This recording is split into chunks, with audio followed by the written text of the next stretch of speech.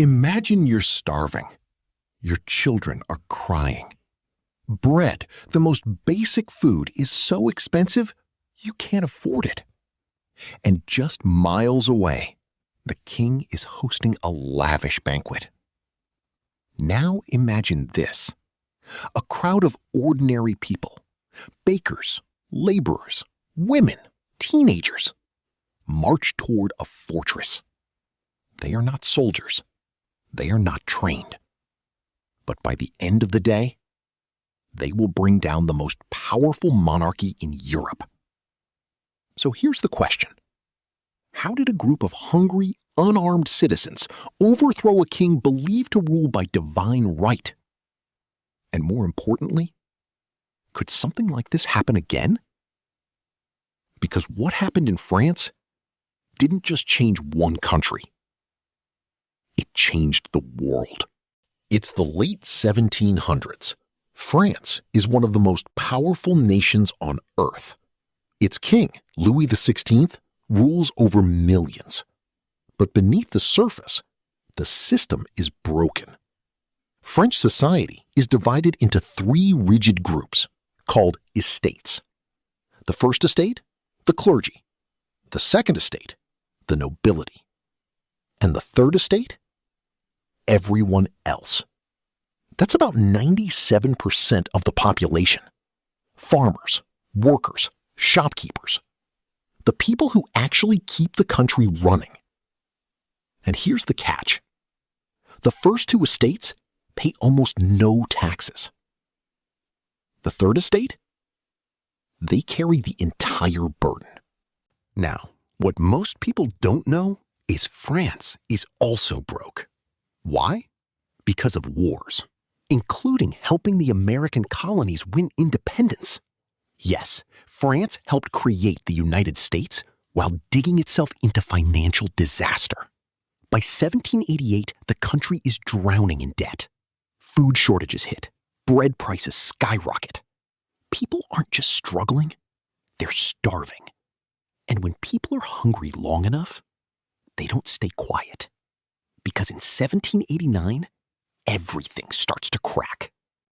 Let's talk about the king. Louis XVI wasn't a monster. He wasn't particularly cruel, but he was indecisive, out of touch, and completely unprepared for what was coming. And then there's Marie Antoinette, often blamed for everything. You've probably heard the quote, "Let them eat cake." But here's where it gets interesting. There's no solid evidence she actually said it. Still, the damage was done. To the starving people of France, she became a symbol of excess. Pamphlets spread. Rumors explode. Public anger builds. And this is the part that changes everything. In May 1789, the king calls a meeting, the Estates General. It's supposed to solve the financial crisis. Instead, it ignites a revolution. The Third Estate realizes something shocking. Despite being the majority, they have almost no power. So they do something radical. They break away. They declare themselves the National Assembly. And they claim to represent the people of France.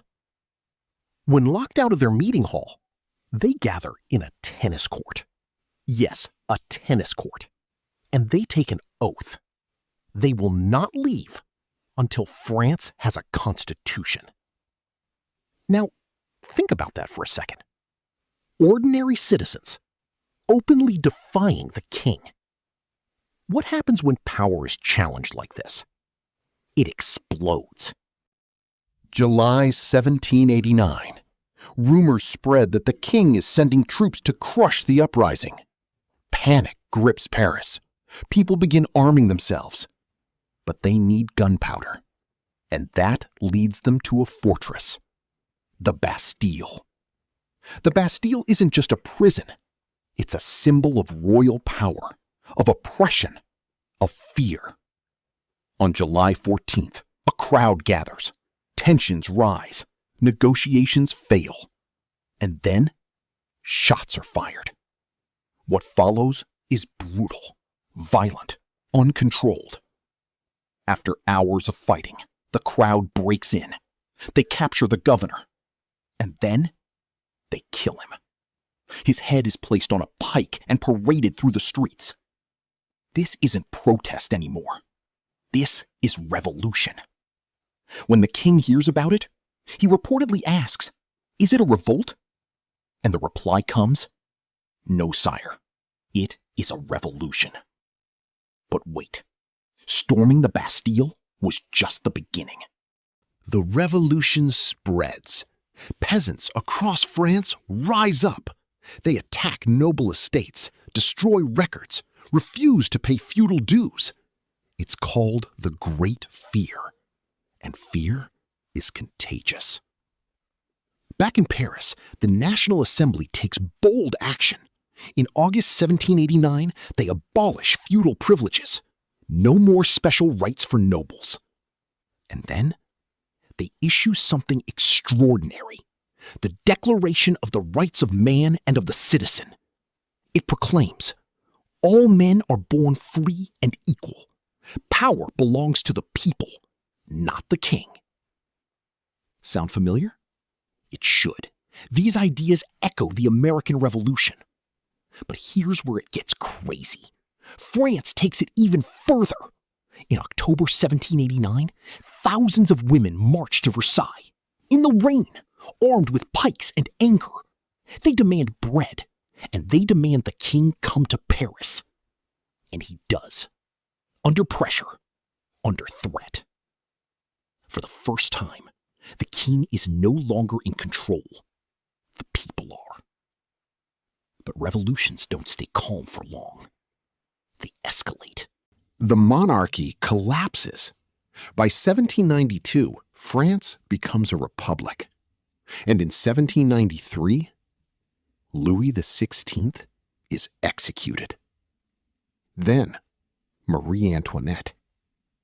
But instead of peace, things spiral into something darker. The Reign of Terror, led by Maximilien Robespierre. Thousands are executed. Not just nobles, but ordinary citizens accused of being enemies of the revolution. This is where historians debate. Was the violence necessary? Or did the revolution lose its way? Eventually, even Robespierre is executed.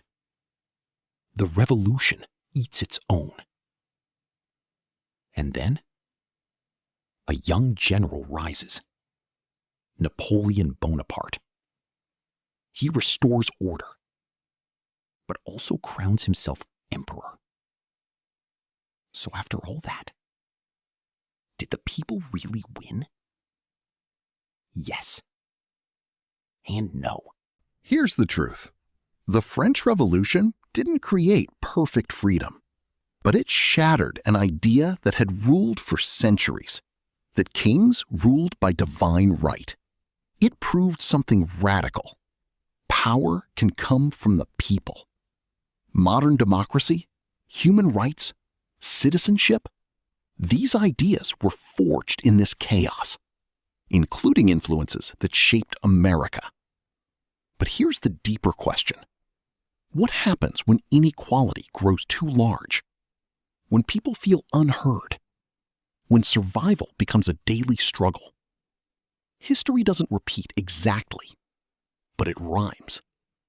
And the French Revolution? It's one of the loudest rhymes ever written.